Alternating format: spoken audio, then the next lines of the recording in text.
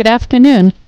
Welcome to the Archaeology of Connecticut. I'm Glenda Rose, President of Friends of the Office of State Archaeology, here with state archaeologists Dr. Sarah Sportman, co-host Scott Brady, and our special guests. Personally, I love to hear about what's going on with Connecticut archaeology, and I enjoy learning more about interesting sites in our small, history-packed state. I grew up in Ashford, where I knew all about the glass factory, an axe factory, a button factory, and various sawmills, but there are 168 other towns in Connecticut that also have rich histories to share. It's one thing to read about Connecticut history, but another to hear about it straight from the archaeologist's mouth. Today's guests will talk about their recent work at the War of 1812 Fort Decatur and Ledyard. Their project involved archaeology, GPR, and metal detecting to discover many elements of the fort. So now here is our archaeologist, Dr. Sarah Sportman, to introduce our guests. Hi, everybody, and welcome to our September 2024 episode of the Archaeology of Connecticut. We didn't have a show last month, so it's great to be back. The focus of tonight's show, as Glenda said, is recent archaeological research at the site of Fort Decatur, a War of 1812 fortification in the village of Gales Ferry in Ledyard on the Thames River. The investigation was sparked by some planned industrial development of the hill, now known as Mount Decatur, formerly Dragon Hill or Allyn's Mountain. We're joined this evening by two of the archaeologists who directed the work, David George and David Leslie of Heritage Consultants, LLC, a cultural resources management firm here in Connecticut. We'll talk about the history of the site and Connecticut's role in the War of 1812, and hear about the archaeological investigation, which employed a range of techniques and resulted in the recovery of a tremendous amount of information about Fort Decatur. So, Dave, welcome to the show. Can you tell us a little bit, just to get started, can you tell us a little bit about yourselves and the work that you do? Sure. I'm David Leslie. I'm the Director of Research at Heritage Consultants. As you mentioned, we're a sort of medium to large size cultural resource management firm in Connecticut, and we do archaeology when there's different types of development that occur at sites within the region. And I'm David George, the General Manager of Heritage Consultants. I'm a Connecticut native. I've been interested in archaeology all my life, and I have 34 years of experience in the state now. I work hand in hand with Dave every day, hoping to oversee the work that our young professionals do. Great, thank you. So we've talked a lot on this show about various aspects of Connecticut's military history. We've talked about the Pequot War, King Philip's War, the Revolutionary War, but the War of 1812 is one that you don't hear about very often, and I think it's one of the conflicts in American history that people don't know as much about. So maybe just to get started, can we kind of talk a little bit and kind of set up the scene, the time period for the War of 1812, and talk a little bit about, the events leading up to the conflict and the role that Connecticut played? Sure. The War of 1812 is one that I think isn't covered as frequently in history classes, and that's for a number of reasons. One is that it comes right on the tail of the War for Independence or the Revolutionary War, right? Something that I think history teachers in high school or college spend a lot of time on. But the War of 1812 is really an important war for the United States in that it comes in a time when America was sort of caught in the middle of these two really large European powers, Great Britain and France, during the Napoleonic Wars, where neither country, France nor Great Britain, respected America's claims of neutrality, right? America had been close with France during the Revolutionary War. That closeness started to wane during the Napoleonic era as French nationalism was shifting to the empire that Napoleon was building. And so this sets the stage for Great Britain to begin taking American ships, boarding them, trying to find out if the American ships are employing people from Great Britain who had decided to flee Great Britain, citizens of Great Britain, and put them into service in the British Navy, a process called impressment, right? So this is something that's really national pride for the United States. They're no longer able to sort of keep safe their merchant ships or their navy. And of course, the United States Navy is dwarfed by Great Britain. We have, I think at this time, a handful of frigates, whereas Great Britain has in the hundreds of frigates, right? So immediately after American independence, Great Britain informs the Barbary states, who had been protecting colonial ships. The Great Britain had been protecting colonial ships that are trading in the Mediterranean, that no longer would they be protecting these ships, and that they were open. So the Barbary states, North African states, begin immediate piracy of colonial ships and trade, leading to the first of two Barbary Wars. It's during this time that the person who we're really going to talk about, Fort Decatur, makes a name for himself by leading several important maneuvers in the Barbary War, and he makes the rank of captain, I think, at the age of 25. The youngest person to ever make captain in the United States Navy, then and now, too. This sort of sets the stage for a lot of national interests of really frustration with Great Britain, who were taking American soldiers or American sailors and impressing them into service, too. Yeah, it's a very interesting time period in American history. You have to remember this is within memory of the Revolutionary War, and some of the folks in this War of 1812 participated in that war. And it's also a time when Britain is still kind of smarting over the results of the war, and they're still very distrustful of the former colonies, now America. The early national period, which is that kind of first quarter of the 19th century, is little studied by archaeologists in Connecticut. Kevin McBride at UConn has done some work in Stonington, Essex, also with David Naumack, who is one of our colleagues. But those are the really only two big studies in Connecticut to date, and most of those two are largely document studies with some limited field work. The reason this particular study is interesting because as we do much larger excavations, and as we'll get into this a little bit later, multiple types of archaeological methods to understand the development of the fort and its context in southeastern Connecticut during the War of 1812. So how does Connecticut fit into the War of 1812? I mean, a lot of what you talked about, is more kind of navally focused out on the sea, but how does it come home to us here in Connecticut? Sure. So it's a really interesting period in New England history in that prior to the War of 1812, so James Madison declares war on Great Britain for the beginning of the War of 1812. It's the first time that America as a country declares war on another nation. But prior to that, when Thomas Jefferson is president, there are a number of events that happen leading to, as I said, the impressment of soldiers, leading Jefferson to create a trade embargo that really ceases a lot of trade with Europe. This heavily impacts the mercantile industry of New England, such that the Federalist Party, which is largely focused in New England, is really frustrated with this embargo. The embargo lasts only a year or two before it's lifted, but the economic impact is hard felt in New England. As these events continue to happen, where the country is frustrated with what they see as Great Britain's encroachment, New England wants to return, the New England states really want to return to the trade and commerce that they had enjoyed before the embargo. And so when tensions really boil over after something called the Chesapeake Affair, where several sailors are taken with really little impact from, or little resistance from the captain of the Chesapeake, a man whose last name is Barron,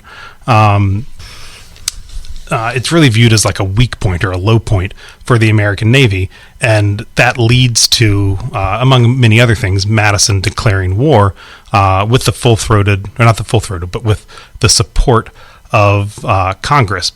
But the states in New England really resist this, and that becomes important towards the end of the war, which we can talk about in a little bit. Yeah, that's a really big sell, right? I mean, we have a dozen frigates and they have 267.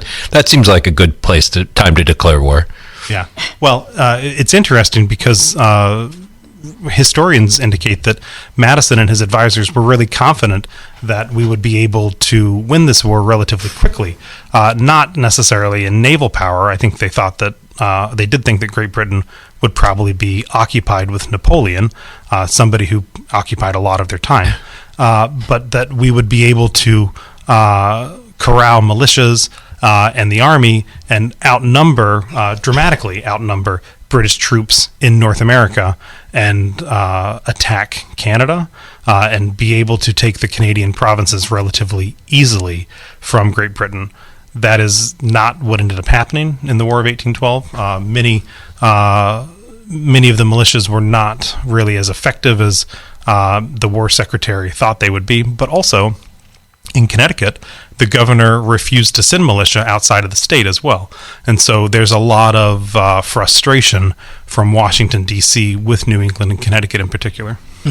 Yeah, and so my understanding is that leads, when Connecticut is threatened later on in the conflict, it leads to very little support for Connecticut from the federal government at this time. I guess the fort, we should talk about the fort and how it got developed and how it got started. So how did we get to the point where we're actually building a fort for the War of 1812 here in Connecticut? How do all these events kind of coalesce and result in that happening here? Yeah, it kind of really starts a couple of years before, when Decatur captures one of the British frigates, the Macedonian, and he becomes a hero. He's touted as the next big thing in the Navy at the time. He brings the ship back to New York, he refits it, and he's hot to get back into the battle. So he leaves New York, gets into the Long Island Sound in the Macedonian, the Constitution, and the Hornet. He gets to Montauk and quickly realizes he's outgunned by the British, who have ships in the area, much larger ships. So he heads for cover in New London. Gets to New London, stays there a couple of days, tries to go out again, can't get out. So he decides he's got to go up the Thames to secure the ships. While he's at the mouth of the harbor, he also looks at the installations at Fort Griswold and Fort Trumbull, finds them in a terrible state of disrepair, probably because of the arguments between the governor and the president and not allocating funds to keeping those particular installations up. And he ultimately goes up the Thames to kind of secure the ships from the British. And that's kind of the starting point of the Fort Decatur occupation, which I'm sure Dave could add some to. Yeah, and what's really interesting is that those couple of days, I think about a week, maybe a week and a half, at Fort Griswold and Fort Trumbull, Decatur is sort of on both sides of the river, leading his men, his Marines, and other enlisted sailors to shore up those defenses. But he writes letters to both the governor of Connecticut as well as the Secretary of the Navy to inform them that, sure, I've been able to place several large guns here and we've helped shore up the defenses, but these forts will fall, and they'll fall within a day or two. They may take one or two of the frigates with them. They will make a good show of it, but as Dave George just mentioned, the fleet that Decatur had was critically important to American interests. The American Navy had very few ships compared to the British Navy, and Decatur was unwilling to chance the fact that that Hardy might attack New London and take these prizes. It would cripple the United States Navy in this effort. And so he scouted upriver to find a place that was relatively shallow that would give a problem to the British Navy coming up. And in fact, when Decatur brings his ships, they have to sort of offload equipment to get them past some of the shoals in the Thames River. And then he finds what at that point is called Allyn Mountain for the Allyn family who lives there, a really high defensible position on the east side of the Thames River that he also writes to the governor and the secretary. This is where we will build a fort. They unload many of the guns from the ships, haul them up there, and his Marines and sailors who have spent the last week and a half building other forts then lay out this Fort Decatur, as it's later known to be called, I don't think that he called it that then, is a sconce-style fort. So imagine sort of a parallelogram or a diamond-shaped fort, which is really an interesting style. It's not one that you really see in North America in many places at all. It's an old European style fort, but it's simple and easily defensible. So they build this fort on top of the mountain, taking into account many of the natural features of the mountain. So the bedrock is really exposed in these areas. There's a later, about 20 years after this fort was built, there's a diagram that shows it on a coastal survey map. But that's it. We've looked at the logbooks from the ships, and there's no drawings that Decatur left of the ship, no other real records of how he designed it. There's a couple of instances where the captains are writing that they spent the day installing the fortifications, and a couple of anecdotal references from local people. But that's the sum total of the history that we were able to glean prior to any archaeological work on the mountain. Is there a record of, is this a mostly like wooden stockade kind of thing, or is it stone, or what's the thought that when you went out there that what there would be left, or what originally was constructed as? Yeah, we knew where the fort was located in the 1890s. That children of the American Revolution established a monument on top of the mountain. So we knew where the northern point of the fort was. And like Dave said, with the maps, we knew a general configuration. When we got there, it was very clear that the ditch works were still in place. Some of the stone works, one of the southern bastion of the fort, the stone was still there. But like Dave says, there's not a lot of history of how it was built, other than kind of anecdotal references, one of which includes I think it's the granddaughter of one of the Allyns, who at the time was contemporary with the fort, recorded that 400 men tried to bring the cannon up the hill, but couldn't do it. So they enlisted 25 oxen to bring the cannon up. So it's large armament. And there's also a reference in about 1901 in the history of Ledyard, where the author talks about what the fort looked like and says, it wasn't much more than a fence, and parts of it were still there as late as 1901. So it's had a long life, and we were able to identify its location pretty easily. That's great. And so really then its protection, it seems like, is the height, right? Its location on this high spot. Yeah, it definitely, the height is the driving force. It's back away from the water a little bit. And also there's a prominence to the south where you have an unobstructed view down the river, where I'm sure that's where they placed cannon. And the fort was kind of a regrouping area for defense of the ships. So I would imagine that one of the important aspects for the archaeology is that this location has remained undeveloped all this time, probably because of that bedrock and that aspect of it. Yeah, also in the fact that in the 1930s or 40s, Dow Chemical bought the property and fenced it off and never developed Allyn Mountain. So it's remained untouched, for all that time. Yeah, and what I think what's also important about this fort is that there are numerous forts that were used in the War of 1812, the Revolutionary War, and later the Civil War. Most of those are all the same location. So we mentioned Fort Griswold, Fort Trumbull, right? Those are Revolutionary War, War of 1812, and Civil War fortifications. They've been expanded on, they've been added to. They're also, these types of forts are generally on the coast. Those are areas that see a lot of public activity. Many of them have been turned into public parks and preserved in those ways, although several historical societies at the turn of the 19th century and early archaeologists or antiquarians did investigations into these, tried to reconstruct them using methods that were sort of cutting edge for the time, but have really impacted the archaeological integrity of those forts. That's not true here, mostly because it's so far removed from where we normally find forts for any of these wars, right? It's really got to do with the fact that Decatur was dissatisfied with Griswold and Trumbull, was afraid that these wouldn't work, and so chose a location that ordinarily wouldn't be used as a fort. And so it provides an unparalleled look into the types of activities that were occurring during the War of 1812. There's no earlier fort and no later fort on top of it.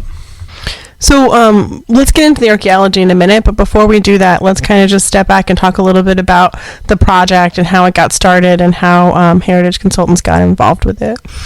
Sure. I've known about the fort now for probably 20 years. I did a project years ago for Eversource where we reconstructed the line that goes through the landform for the fort, so I knew it was there. And recently, a developer has purchased the Dow property and he's proposing a multimodal type development in the area to include, reworking of the wharf, some of the industrial buildings that are there, and then also doing some graveling, quarrying at the mountain. So that he came to us in the beginning, outside of any kind of permitting agency or anything like that, and said, "I want to know more about the property. What can you tell me what's on the property historically, and what of value is here that we need to avoid?" So that's where it started. That was back in 2021, I believe. We did a kind of walkover survey, noted the fort location, also documented the Allyn Cemetery, which is on the property, and a few other places, and immediately knew the fort. It's still there. It's in great shape. It's a tremendous historical significance, not just because of the archaeology, because of the history and the association with Fort Decatur. So that's where it started. That's a fantastic that someone would, get ahead of the process, and kudos to that property owner. Yeah, to his credit, he has invested quite a bit of time and his own money into not only that Phase 1A study, but also subsequent archaeological work, including all the work Dave kind of spearheaded on the site last year. So he's invested. That's really encouraging to hear. So let's talk a little bit about the work that you've done at the site and what you learned. You said you mentioned a walkover survey as a starting point, and where did it go from there? Sure. So as Dave mentioned, it's not as if Heritage Consultants discovered the fort, right? It existed on the 1838 map. There's local knowledge of it. Neighbors in the area know about the fort, but no professional investigations had ever occurred at the fort until we were working for this client.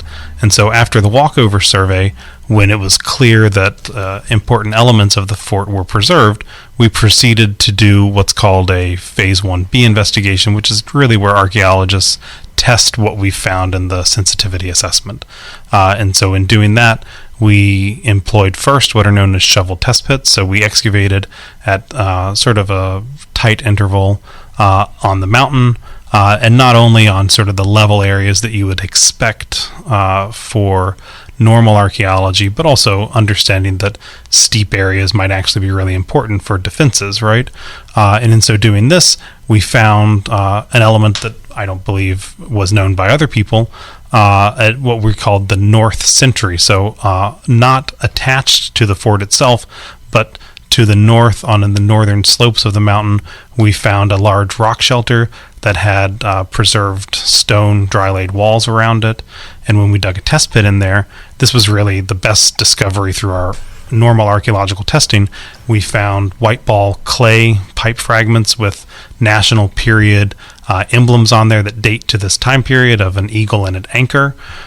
We found daub, so a small sort of clay and straw elements that were used to probably close off the structure, and we found evidence for a fire pit, suggesting that like the soldiers were probably keeping warm during the cold months as they were standing guard. That's about it in regards to the shovel test pit survey, and that's something that I think archaeologists in this region, particularly Kevin McBride and Dave Naumack, have documented again and again. When you use traditional methods of shovel test pitting and excavation units at archaeological sites of military occupations, you find very little. And that's because they're not domestic. People don't leave as much trash behind with them. They're living there, but they're not living there in the same ways that other people are in the historical periods with all of their things. They take a lot of them things with them. They need them for the battles that they're going to fight or the fortifications that they're manning. And so we switched to a metal detection survey where our metal detectorists were doing sort of wildcat or random searches, but then we would do systematic surveys as well. And we went from, I think, 6 or 7 artifacts that we recovered in the Phase 1 test pit survey to over 100 period metal artifacts, including musket balls that were dropped, clothing, some other sort of not domestic, but military hardware. Things like a penknife were found, jaw harps that people are using to make music in their spare time. We found impacted musket balls, which was really interesting because there were no engagements that happened at this fort. We didn't get there in our description of the War of 1812, but the British never attack, basically. And Decatur is eventually frustrated by this and tries to run the blockade. He doesn't succeed at this 2 or 3 times, and he eventually takes another commission in New York City and enters the fray again from another position. So we'll talk a little bit more about the metal detecting in a minute, but I want to go back to that that feature that you were talking about, where you found the daub and the fire pit and things like that. So this is a situation kind of where people are taking advantage of the natural landscape features to kind of build an aspect of the fort. Yeah, and that's true for all of the elements of the fort. They're using Decatur was using the natural elements of the mountain to his advantage. So this north sentry post provides a commanding view both to the north and to the west. It's not really the position that you would expect the British to come from, but Decatur is concerned that they might land in other parts and come along land as well. And so there's several areas where they've stationed men to look. Yeah, there may be other areas on the mountain that they had similar types of setups, but the Eversource power line that's gone through the mountain has, it's 100 feet wide. Mm-hmm. It goes right across the top of the mountain. Likely some other portions of the site have been disturbed. It's interesting, though, when we found this kind of large glacial erratic with the stones around it, we weren't convinced at that point that it was actually part of the fort. Mm-hmm. As soon as we got that pipe bowl out with the eagle and the emblem, it was party time. We were very happy that's what that turned out to be. It was awesome. Yeah, and it's because this is something that's maybe hard to think about. I mean, it's near the fort. It might appear obvious that it's related, but these types of erratics with circular stones around them are used by farmers for generations in Connecticut as lambing pens and places to use some of their animals too. So it wasn't something that we were sure was associated until we found the artifacts. Yep. Do you think that this is kind of a unique way of setting up that sentry post? Because I've never heard about that type of remote kind of post associated with any of the other forts here in Connecticut? Yeah, I think so. I mean, I'm sure there were other organic elements that they used, like wood too, right? But again, we haven't talked about it, but much of Connecticut is probably clear-cut at this point too, and that's one of the reasons why this location of the fort makes so much sense. It's wooded today, really third-growth forest up on top of the mountain, but none of that would have been there, and so they probably were using wood from the ships that's already cut, lumber, or things that they're getting from people in town too. And we know that that the officers weren't really living up here at the fort. They were billeted with people who lived in town too. And we know that because in Decatur's logbooks, he talks about drilling his cadets, and he's taking on volunteers while he's there. And that's something that we think might be related to some of the impacted musket balls that we're seeing too. Although there's also Marines that are stationed at the fort, and we know that they would do drills and maneuvers to sort of stay sharp as well. So there's likely a lot of target practice that's going on. One, maybe to test how the fort will do, but two, just to sort of stay sharp and stay ready during the war. Yeah, the other interesting thing about the musket balls in particular is, normally you find a musket ball out in the woods, you don't know how old it is. These musket balls are part of what's called a buck and ball load. So there's one big ball that's a 60 caliber and two small balls that are 30 calibers. It's very specific to this time period. It's very typical of the type of muskets these soldiers are using. So, finding one musket ball out there wouldn't mean a whole lot, but we've got lots to say these are buck and ball loads. We're finding 60 calibers and 30 caliber balls in the same place. Probably some guy dropped them. And like Dave said, I don't know if it's half or so, but a good number of them have been impacted. So I think they're probably doing target shooting up there or some kind of drills on site. It's interesting, there's one cluster to the east at the base of the slope where you can tell they're shooting at targets over there. And then there's a cluster that's just underneath the edge of the fort on the eastern side. So they're actually shooting towards the fort at one point. So it's the distribution of artifacts on the fort gives us a lot of information of not only when they were there, but what activities they were doing and from what directions. Yeah, and that's the thing that we've talked about a lot on the show, especially when we've had Kevin McBride on with the other conflict-related sites, is the patterning of the metal objects, right? It's not just that you're finding these objects, it's that you're finding them in meaningful patterns that are tying those together with the elements of the site to help understand what happened there. Were there any other notable patterns that kind of clued you into aspects of the site? Sure. So a lot of what we've talked about is bleeding into what was the Phase 1 investigation, but then we came back. The Phase 1 investigation was focused on the fort itself, but when we expanded this to a Phase 2 investigation, we recognized that there could be other aspects of the landscape associated with Fort Decatur farther afield from where the fort itself was. And so in doing this, we did metal detector surveys sort of across the entire top and slopes of the mountain and identified 3 to 4 other areas of military activity that are really interesting. And so some of these areas we determined were probably lookout locations and placements for guns, as well as areas for other potential drilling too. And so we found some impacted musket balls in those other locations, dropped personal items, and in others we found actually draft animal hardware. And so again, ordinarily you might think that's farming, although it's not really the type of landscape that you would ever want to farm. Only a fool would do that. But logging, is an important industry in Connecticut early on. And so it could be animals from logging, but they're found with other dropped military items. And if you remember back to what Dave George was saying, there's that anecdotal piece of evidence from the granddaughter of the Allyns who says that they weren't able to bring those guns up to the top of the mountain without the use of the oxen. And so these are ox shoes, harness pieces, bells as well. We also found some nails as well up on top, and that's probably from the organic wooden elements.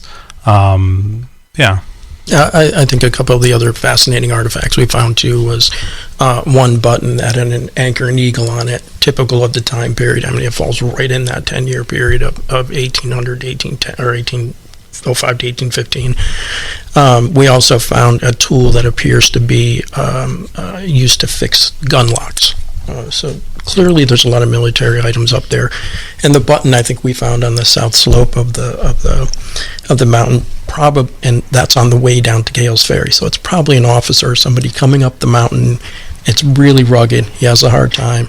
Tears a button off his uniform. There it is. So. Left it for us. Yeah.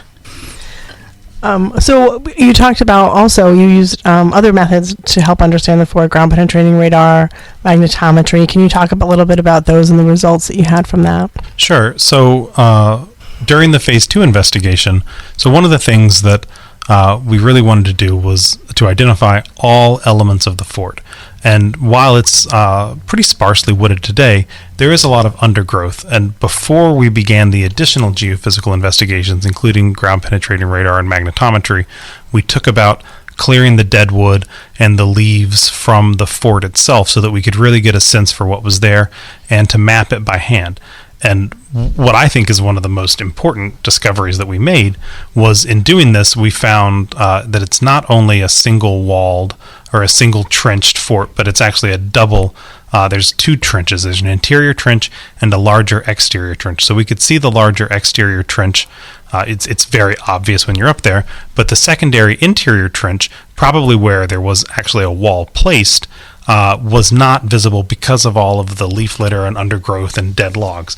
And so that took about 4 or 5 days of really hard backbreaking work. to remove that very carefully, and then to establish a common baseline and to draw every rock, every tree, every element of the fort that we could see, as well as the modern impacts to it, so we could get a sense for what it looked like. And we should have known that it was a double-walled fort, because on the 1838 topographic map that we referred to, it's depicted that way. But we simply thought that double diamond shape was an artistic characteristic that the person who drew the map was doing. But clearly they could see that in 1838. It's only 20-some years after the war. There's still probably elements of the fort that are visible. And so that was a really important discovery.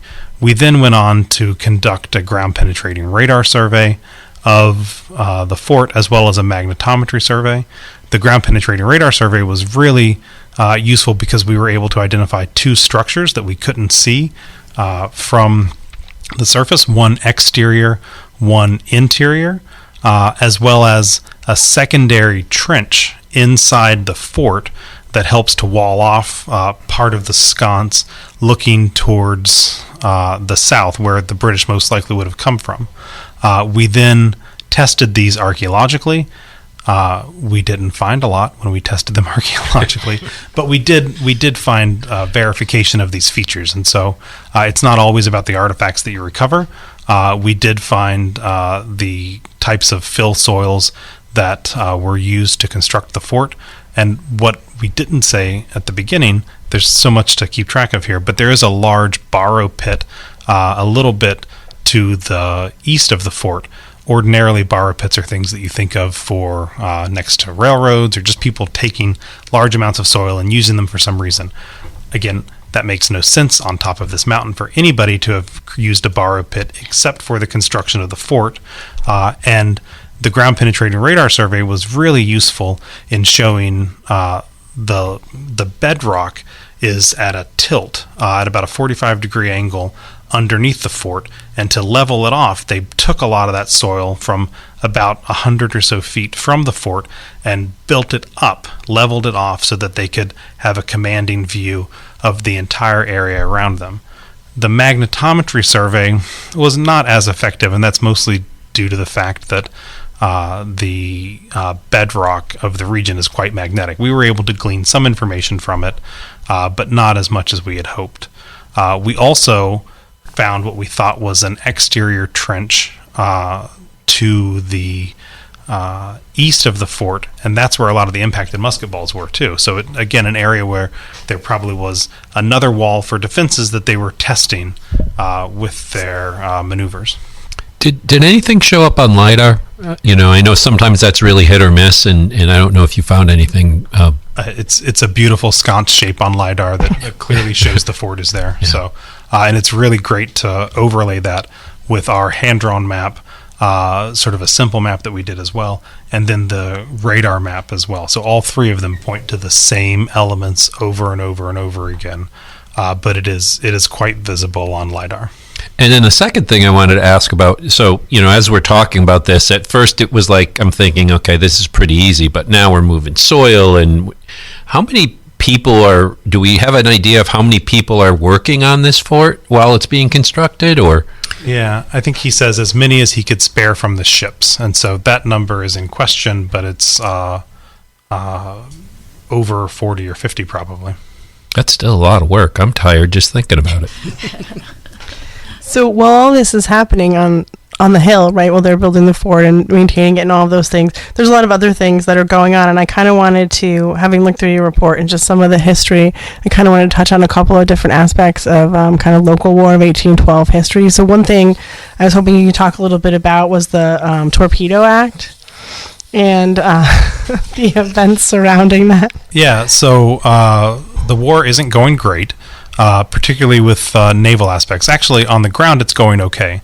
In both the Northwest, the old Northwest Territories, and in Plattsburgh, there are a couple of decisive victories. But as it relates to naval warfare, the Americans are incredibly outgunned. And so the Yankee Torpedo Act is passed by Congress in that large rewards are provided to anybody who can sink British ships, which is really crazy to just sort of allow civilians to do this. There's a lot of experimentation with gunpowder, with torpedoes, with submersibles. People are inventing ways to sort of sneak up underneath the ships. And one thing that happens locally is that a couple of local boys get a barge and they fill it with a lot of gunpowder, but in such a way that if somebody pulls up the hatch, it springs the trap and lights, catching fire to the barge. And they shove huge rocks, right? So Connecticut has all these rocks, and they put those in the barge, hoping that the gunpowder will explode and force the rocks and force holes in the frigates and sink the ships. Well, the plan works somewhat in that the British are happy to take this prize, this schooner, to their barge, but they don't bring it all the way to where the frigates are before the trap is sprung. And it kills all of the British sailors on board. It does not impact any of the larger ships, but the result is the commander of the British fleet, Thomas Hardy, is infuriated with this. He thinks it's really just sort of horrible warfare. It doesn't fit with his way of, lining the ships up and doing battle, and the biggest, most powerful ships win. It's lucky that he works for the British Navy because they're the biggest. And so he's really, really upset. And that's sort of the stage of where we are and how crazy this sort of warfare is. Yeah, I think not too long after that, Hardy also challenges Decatur to a ship's duel. Or he says, I'll line my ship up, you line your ship up, we'll both shoot, and whoever's still floating wins. The Secretary of the Navy put the kibosh on that very quickly, that we could not afford to lose a ship to somebody's honor. Seems like a potential lose-lose situation. Yeah. Now, are these ships stranded there this whole time? The original Decatur ships? They remain up there until, two of them remain up there until the end of the war. The Hornet in December of 1814 finally runs the blockade and gets out. By this time, Decatur has left and gone back to New York and actually gets reposted on another location. The other two ships stayed laid up on the shoreline until 1815, with one guy guarding them. And at 1815, they go back, they reassemble the boats, which means they put the masts back on and the rigging, and they sail them back out. So there's also, from the history, just some aspects of kind of intrigue and espionage and things like that. So I guess not everybody's on the same page here. So can you talk a little bit about the blue light situation? Yeah, so the blockade that the people in New London or in this area it's affecting them and not just Decatur. Decatur is frustrated. He wants to get back into the theater. He's had success in every battle, right? He wants to continue that success. He's frustrated he can't leave. New Londoners are frustrated because their ships can't leave. They can't trade not only with Europeans, but now they can't trade with American colonies American states, except overland, right? And so the merchant ships and the people of New London are starting to feel the blockade. This is all occurring, so all of this is very quickly happening, right? Decatur is at Fort Griswold for a week, and then he's up at what becomes Fort Decatur for a couple of weeks. He then tries to slip the blockade under cover of night. He feels that it's a good chance to sort of leave. He doesn't think that the British are going to attack, but he knows that they're still waiting on him there. And they get out beyond New London harbor when he starts to see, or what he says, are blue lights reflected. So these blue lights are ways that people can use lanterns and a cobalt filter to signal ships. In seeing this, he thinks that somebody is signaling the British fleet that there's danger. He's furious. He comes back in. He's really writing letters and just sort of yelling at everybody that he's been sort of, undercut here. There's suspicions that it's who's Well, I mean, at that time, there were locals in New London who were still sympathetic to the British. And I think he felt like the local citizenry, a portion of them had turned on him. And this takes place actually two times. One, the first time where Dave's right, he writes a lot of angry letters to folks of how could you do this? We want to get back in the battle. And the second time it happens, he's kind of like, well, there it is again. So I'm going to go back up the river. But it speaks to the political divisions in the city at that time, and still the kind of some of the citizenry still being attached to British rule in a way. It's an interesting event. And I would imagine the economic hardship of the whole situation, because New London has always been, a port and a place of trade and things like that. So you can kind of, I guess, understand why people were feeling a little disgruntled.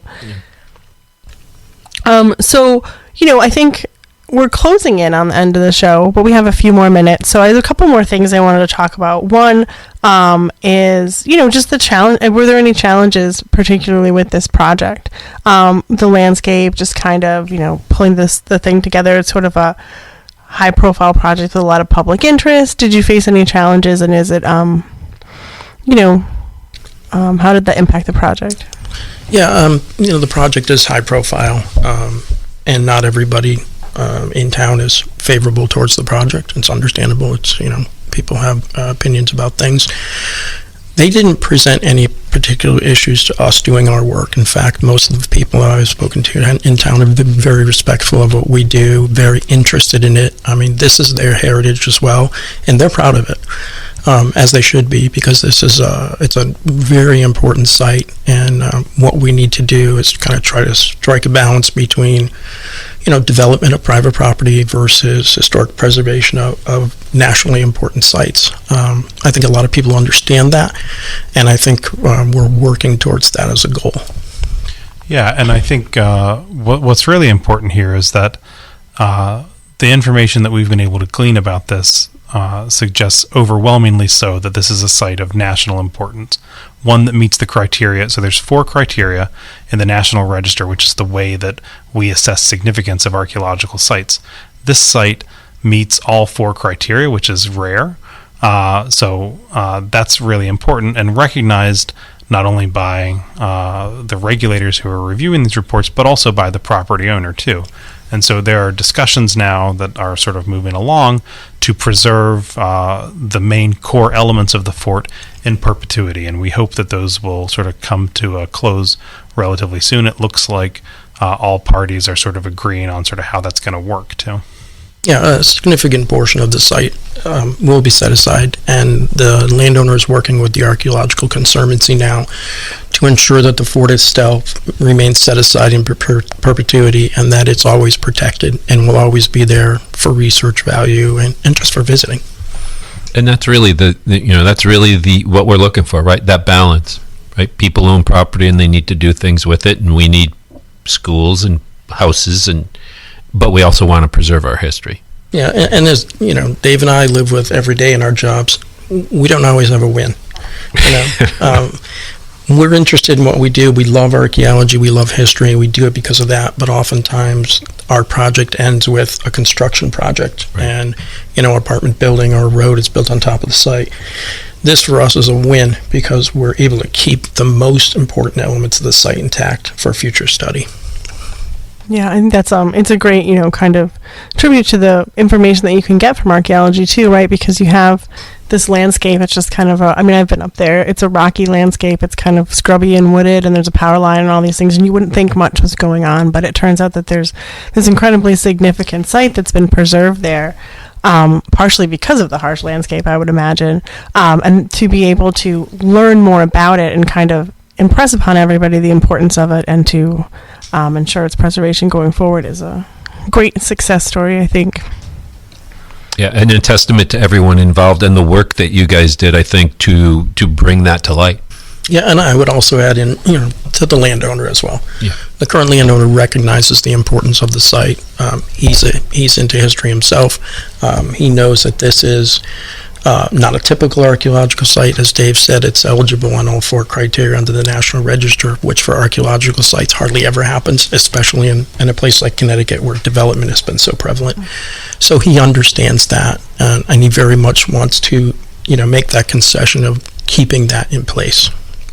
And a great just kind of way to, I think, shed light and draw attention to kind of a part of our history that a lot of people don't know a lot about.